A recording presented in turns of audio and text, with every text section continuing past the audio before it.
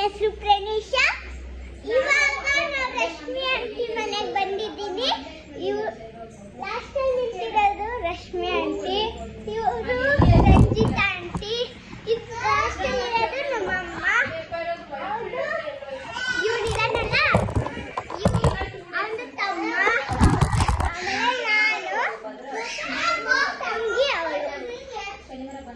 ಇವತ್ತಿನ ವಿಡಿಯೋ ಇದು. Hi all, ನಾನು ಲಾಸ್ಟ್ ವೀಡಿಯೋದಲ್ಲಿ first step play school video ಮಾಡಿದ್ದೆ ಅಲ್ವಾ, ಅದು ಅಡ್ವರ್ಟೈಸ್ಗೆ ಅಂತ ಮಾಡಿದ್ದೆ. ಅಲ್ಲಿ ಟೀಚರು ಬಿಟ್ಟಿರೋದ್ರಿಂದ ಸದ್ಯಕ್ಕೆ ನಾನೇ ಹೋಗ್ತಾಯಿದ್ದೀನಿ. ನನಗೆ ಬೆಳಗ್ಗೆ ಎದ್ದೋಳೋದಂದರೆ ತುಂಬಾ ಕಷ್ಟ. ಮಕ್ಳಿಗೆ ತಿಂಡಿ ಮಾಡಿಕೊಂಡು ಆಗುತ್ತಾ ಇಲ್ವಾ ಅನ್ನೋ ಕನ್ಫ್ಯೂಸನ್ನು. ಆದ್ರೂ ನನ್ನ ಕೈಲಿ ಏನಾದರೂ ಆಗಲ್ಲ ಅನ್ನೋ ಮಾತೇ ಇರಲಿಲ್ಲ. ಆದರೆ ಬೆಳಗ್ಗೆ ಎದ್ದೋಳೋದು ಮಾತ್ರ ನಾನೇ ಹೇಳ್ಕೊತಿದ್ದೆ, ಆಗಲ್ಲ ನನ್ನ ಕೈಲಿ ಅಂತ. ಇವಾಗ ಎಲ್ಲನೂ ಬೇಗ ಎದ್ದು ರೆಡಿ ಮಾಡ್ಕೋತಾ ಇದ್ದೀನಿ. ನನಗೆ ಒಂಥರ ಖುಷಿ ಆಗ್ತಿದೆ. ಬೆಳಗ್ಗೆ ಅಡುಗೆ ತಿಂಡಿ ಎಲ್ಲ ಪ್ರತಿಯೊಂದೂ ಆಗೋಗ್ತಿದೆ. ಎಷ್ಟು ಖುಷಿ ಆಗುತ್ತೆ. ಅಲ್ಲಿ ಹೋದರೆ ಮಕ್ಕಳ ಜೊತೆನೂ ತುಂಬಾ ಖುಷಿಯಾಗಿರ್ಬೋದು. ಮನಸ್ಸು ಸ್ವಲ್ಪ ಅಗ್ರ ಆಗುತ್ತೆ. ನಿಮ್ಮ ಮಕ್ಕಳೇನಾದರೂ ಜಾಯಿನ್ ಮಾಡಬೇಕು, ಡೇ ಕೇರ್ಗೆ ಏನಾದರೂ ಹುಡುಕ್ತಾ ಇದ್ದರೆ ನೀವು ಇಲ್ಲಿ ಬಂದು ಜಾಯಿನ್ ಮಾಡ್ಬೋದು. ಕಾಂಟ್ಯಾಕ್ಟ್ ನಂಬರ್ ನಾನು ಅಪ್ಡೇಟ್ ಮಾಡಿದ್ದೀನಿ ಲಾಸ್ಟ್ ವೀಡಿಯೋದಲ್ಲೂ. ಫಸ್ಟು ಸ್ಟೆಪ್ಪು ಪ್ಲೇ ಸ್ಕೂಲ್ ಅಂತ, ಇದು ಸಾಯಿಬಾಬಾ ಆರ್ಚ್ ರೋಡು ₹5 ನೀರ್ಕಾಯಿನಿ ಇದೆಯಲ್ಲ, ಅದ್ರ ಆಪೋಸಿಟೇ ಇರುತ್ತೆ. ಅಲ್ಲಿ ಬಂದರೆ ನಿಮಗೆ ಅಡ್ರೆಸ್ ಗೊತ್ತಾಗುತ್ತೆ. ಇಲ್ಲಿ ಆ್ಯಕ್ಟಿವಿಟೀಸು, ಟೀಚಿಂಗು ಎಲ್ಲ ಇರುತ್ತೆ. ಕೆಲವೊಬ್ಬರಿಗೆ ಅನಿಸುತ್ತೆ ನಮಗೆ ಬೇರೆಯವ್ರ ಹತ್ರ ಮಕ್ಕಳು ಬಿಡೋದು ತುಂಬಾ ಕಷ್ಟ. ಯಾಕಂದರೆ ನನಗೂ 2 ಮಕ್ಕಳಿದ್ದಾರೆ. ನಾವು ಬೇರೆಯವ್ರ ಮಕ್ಕಳನ್ನ ಅದಕ್ಕಿಂತ ಹೆಚ್ಚಾಗಿ ಕೇರ್ ಮಾಡಿ ನೋಡ್ಕೋಬೇಕು. ಯಾಕಂದರೆ ನಮ್ಮನ್ನ ನಂಬಿ ಬಿಟ್ಟು ಹೋಗಿರ್ತೀರಲ್ವ, ಹಾಗಾಗಿ ಊಟ ತಿನ್ಸೋದಾಗಿರ್ಬೋದು, ಏನೇ ಪ್ರಾಬ್ಲಮ್ ಆದ್ರೂ ತುಂಬ ಚೆನ್ನಾಗಿ ಕೇರ್ ಮಾಡ್ತೀವಿ, ನಮ್ಮ ಮಕ್ಕಳು ಥರನೇ ಅಂತ ಅಂದ್ಕೊಂಡು. ಎಲ್ಲ ಮಕ್ಕಳು ನಮ್ಮವರೇ, ಯಾವ ಮಕ್ಕಳು ಬೇರೆ ಈ ಮಕ್ಕಳು ಬೇರೆ. ಇಲ್ಲಿ ಹೊಡೆಯೋದಾಗಲಿ, ಕಿರ್ಚೋದಾಗಲಿ, ಎದುರಿಸೋದಾಗಲಿ ಯಾವುದು ಮಾಡಲ್ಲ ಮಕ್ಕಳಿಗೆ. ಯಾಕಂದರೆ ನಮ್ಮ ಮಕ್ಕಳಿಗೆ ಒಂದೇಟು ಹೊಡೆದ್ಬಿಡ್ಬೋದು, ಬೇರೆ ಮಕ್ಳಿಗೆ ಹೊಡಿಯೋಕ್ಕಾಗಲ್ಲ. ಯಾಕಂದರೆ ಬೆಳಗ್ಗೆಯಿಂದ ಸಾಯಂಕಾಲವರೆಗೂ ಅವ್ರು ಕೆಲಸ ಮಾಡ್ತಿರ್ಬೋದು, ಅಲ್ಲಿ ಇಲ್ಲಿ ಮಕ್ಕಳು ಬಗ್ಗೆನೇ ಯೋಚನೆ ಮಾಡ್ತಿರ್ತಾರೆ. ಯಾಕಂದರೆ ಒಂದು ತಾಯಿ ಮನಸ್ಸು ಇನ್ನೊಂದು ತಾಯಿಗೆ ಅರ್ಥ ಆಗೋದು ಅನ್ನೋ ಥರ ನಮ್ಮ ಮಕ್ಕಳನ್ನ ನಿಜವಾಗ್ಲೂ ಎಲ್ಲಿ ಬಿಡೋಕ್ಕೂ ನಾವು ತುಂಬ ಒಂಥರ ಭಯ, ಆ ಥರನೇ ಎಲ್ಲರೂ ಇರ್ತಾರೆ. ಎಲ್ಲರ ಮಕ್ಕಳೂ ಅದೇ ಥರ ಸಾಕಿರ್ತಾರೆ. ಹಾಗಾಗಿ ನೀವೇನಾದರೂ ಡೇ ಕೇರ್ಗಳನ್ನ ಹುಡುಕ್ತಾ ಇದ್ದರೆ, ನಿಮಗೇನಾದರೂ ಮಕ್ಕಳು, ನೀವು ಕೆಲಸಕ್ಕೆ ಹೋಗ್ತಿದ್ದೀರಾ, ಮಕ್ಕಳನ್ನ ನೋಡ್ಕೊಳ್ಳೋಕ್ಕಾಗ್ತಿಲ್ಲ, ಆ ಥರ ಏನಾದರೂ ಹುಡುಕ್ತಾ ಇದ್ದರೆ, ನಮ್ಮ ಅಡ್ರೆಸ್ಗೆ ನಿಯರ್ ಆಗಿದ್ದರೆ ನೀವು ಬಂದು ಇಲ್ಲಿ ಜಾಯಿನ್ ಮಾಡ್ಬೋದು. ಕಾಂಟ್ಯಾಕ್ಟ್ ನಂಬರ್ನ ಅಪ್ಡೇಟ್ ಮಾಡಿರ್ತೀನಿ. ಹಾಗಾಗಿ ಈ ವಿಡಿಯೋನ ಅಪ್ಲೋಡ್ ಮಾಡಿದೆ. ಆ್ಯಕ್ಚುಲಿ ನಾನು ಅಡ್ವರ್ಟೈಸ್ಮೆಂಟ್ಗೆ ಅನ್ನೋ ಥರ ಮಾಡಿದ್ದೆ. ಇಲ್ಲಿ ನಾನೇ ಟೀಚರ್ ಆಗ್ತೀನಿ ಅಂತ ಗೊತ್ತಿರಲಿಲ್ಲ ನನಗೆ. ಈ ಮಕ್ಕಳುಗಳು ಅಂದರೆ ನನಗೆ ಮುಂಚೆಯಿಂದನೂ ಸಿಕ್ಕಾಪಟ್ಟೆ ಇಷ್ಟ.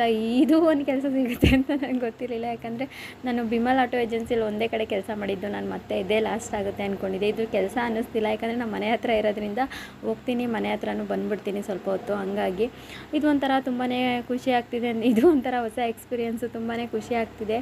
ಇಲ್ಲಿ ಚಿಕ್ಕ ಚಿಕ್ಕ ಮಕ್ಕಳು ಅಂತೂ ತುಂಬಾ ಖುಷಿ ಕೊಡ್ತಾರೆ ಅಂತಲೇ ಹೇಳ್ಬೋದು. ಒಬ್ಬೊಬ್ಬರು ಒಂದೊಂದು ಥರ ಮಾತಾಡ್ತಿರ್ತಾರೆ. ಈ ಮಕ್ಕಳ ಜೊತೆ ಟೈಮ್ ಆಗೋದೇ ಗೊತ್ತಾಗಲ್ಲ. ಹಾಗಾಗಿ ನಾನಂತೂ ಸಿಕ್ಕಾಪಟ್ಟೆ ಖುಷಿಯಾಗಿದ್ದೀನಿ.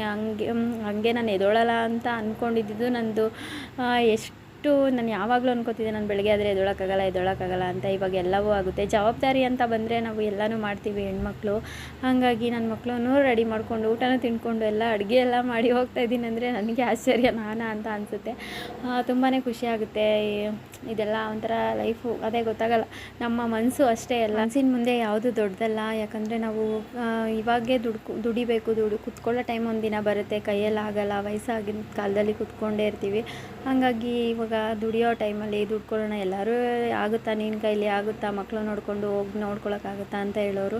ಆದರೆ ಎಲ್ಲನೂ ಚಾಲೆಂಜಿಂಗ್ ಆಗಿ ತೊಗೋಬೋದು. ಹಂಗೆ ನಾನು ಗೀತಕ್ಕವ್ರ ಮನೆಗೆ ಯಾಕೆ ಇದನ್ನು ಹೇಳ್ತಾ ಇದ್ದೀನಿ ಅಂತ ಅಂದರೆ, ಗೀತಕ್ಕ ಎಷ್ಟು ಕೆಲಸ ಮಾಡ್ತಾರೆ ಅಂತ ಅಂದರೆ, ಅವ್ರನ್ನ ನೋಡಿದ್ರೆ ನಿಜವಾಗ್ಲೂ ಇವ್ರ ಮನೆ 3-4 ಸೈಟ್ಗಿದೆ. ಇವ್ರಿರೋದು ಆ್ಯಕ್ಚುಲಿ 8 ಸೈಟು, 4 ಫ್ಲೋರು 5 ಫ್ಲೋರು ಇದೆ. ಬಾಡಿಗೆ ಎಲ್ಲ ಕೊಟ್ಟಿದ್ದಾರೆ.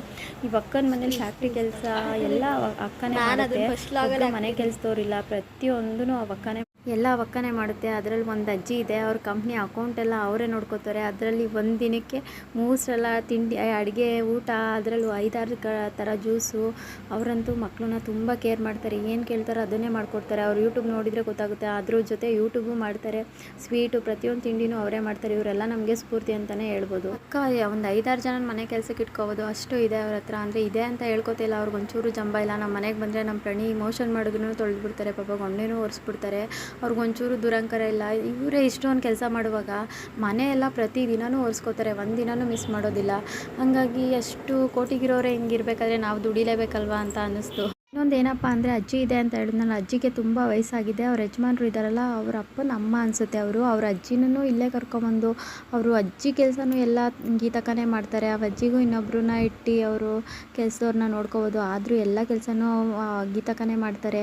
ಅವ್ರದ್ದು ಬರೀ ಅಡುಗೆ ಮಾತ್ರ ಅಲ್ಲ, ಎಷ್ಟು ಥರ ಜ್ಯೂಸು, ಸ್ವೀಟು, ಬೇಕ್ರಿ ಸಿಗೋ ಸ್ವೀಟ್ಸ್ ಎಲ್ಲ ಮನೆಯಲ್ಲೇ ಮಾಡಿಕೊಡ್ತಾರೆ ಮಕ್ಕಳಿಗೆ. ಕೇಕ್ಗಳು, ಪ್ರತಿಯೊಂದು ಕೇಕ್ಗಳು ಅವ್ರು ಮನೆಯಲ್ಲೇ ಮಾಡಿಕೊಡ್ತಾರೆ ಹೆಲ್ತಿಯಾಗಿರಬೇಕು ಅಂತ. ಹಂಗಾಗಿ ನನಗೂ ಅದೇ ಹೇಳ್ತಾರೆ, ಆಚೆ ಎಲ್ಲೂ ಕೊಡಿಸ್ಬೇಡ, ಎಲ್ಲನೂ ಪ್ರತಿಯೊಂದೂ ಮನೆಯಲ್ಲೇ ಮಾಡಿಕೊಡು ರಶ್ಮಿ ಅಂತ ಹೇಳ್ತಿರ್ತಾರೆ.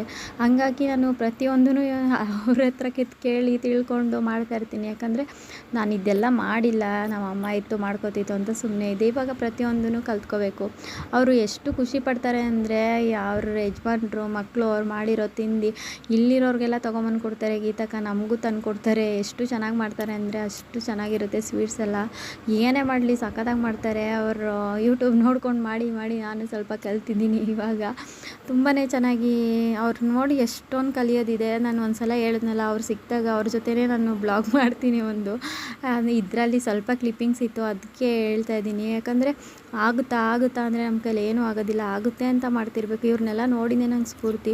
ಎಲ್ಲರೂ ಅನ್ಕೋಬೋದು ಇವಳು ಮಕ್ಕಳನ್ನ ಎತ್ಕೊಂಡು ಮಾಡ್ತಾಳ ಅಂತ ಅಕ್ಕಪಕ್ಕದವರೆಲ್ಲ ಹೇಳ್ತಿದ್ರು. ಆದರೆ ಎಲ್ಲ ಚಾಲೆಂಜಾಗಿ ತೊಗೊಬೇಕು ಪ್ರತಿಯೊಂದೂ. ನಾನು ಆಗಲ್ಲ ಅಂತ ಯಾವುದೂ ಹೇಳಿಲ್ಲ, ಬಟ್ ನಾನು ಎಲ್ಲರ ಹತ್ರ ಹೇಳ್ತಿದ್ದು ಬೆಳಗ್ಗೆ ಎದ್ದೊಳಕ್ಕಾಗಲ್ಲ ಅಂತ. ಯಾಕಂದರೆ ತುಂಬ ಬ್ಯಾಕ್ ಪೇನ್ ಇರುತ್ತೆ. ಸಿಸರಿನ್ ಆಗಿರೋ ಹೆಣ್ಮಕ್ಳಿಗೆ ತುಂಬಾ ಕಷ್ಟ. ಅದರಲ್ಲೂ ನಂತರ ಆಗ್ಬಿಟ್ರಂತೂ ಇನ್ನೂ ಕಷ್ಟ ಆಗುತ್ತೆ. ಹಂಗಾಗಿ ಥ್ಯಾಂಕ್ ಯು ಫಾರ್ ವಾಚಿಂಗ್.